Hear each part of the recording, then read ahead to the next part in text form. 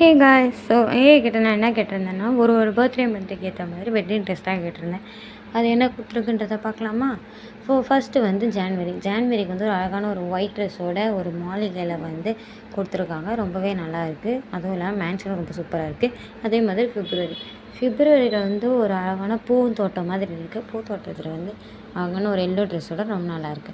அதே மாதிரி மார்ச்சுக்கு வந்து ஒரு க்ரீன் ட்ரெஸ்ஸோட அந்த இலைங்களுக்கு ஏற்ற மாதிரி ஒரு க்ரீனிஷான ட்ரெஸ்ஸாக இருக்குது. இதுவும் நல்லாயிருக்கு. அதுக்கப்புறம் என்ன, நம்ம ஏப்ரல் தான். ஏப்ரலுக்கு வந்து ஒரு அழகான ஒரு ஒயிட் ட்ரெஸ்ஸோட அந்த கிளைமேட்டே ரொம்பவே நல்லா இருக்குங்க.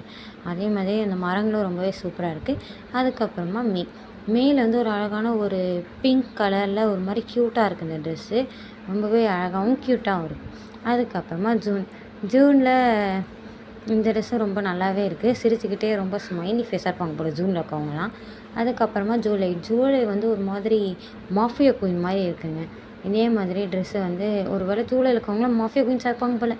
அதே மாதிரி ஆகஸ்ட்டுக்கு வந்து ஒரு வெட்டிங் ஹால்லையே நடந்து வராங்க அழகாக. பார்க்க சிண்ட்ரெல்லா ட்ரெஸ் மாதிரியே இருக்குது. அதுக்கப்புறமா செப்டம்பருக்கு வந்து ஒரு ஃபேரி டெயில் போல கைஸ். அவங்க ஃபேரி டெயில்ஸோட ரொம்பவே அழகாக இருக்காங்க ரெக்கையெல்லாம் வச்சுக்கிட்டு. அதுக்கப்புறமா அக்டோபரில் இருக்கவங்க ஃபேரி டெயில் தான் போல். அதுவும் இல்லாமல் க்ரீன் ட்ரெஸ்ஸோட ஒரு மாதிரி லைட் க்ரீனோட ரொம்பவே நல்லாயிருக்கு.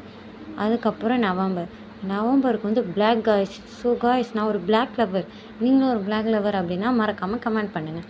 அதுக்கப்புறமா டிசம்பர்லேயும் இந்த ட்ரெஸ்ஸு ரொம்பவே நல்லாயிருக்கு. சரி, உங்கள் பர்த்டே மந்த் என்னன்றதை மறக்காமல் கமெண்ட் பண்ணுங்கள். Tata, bye bye.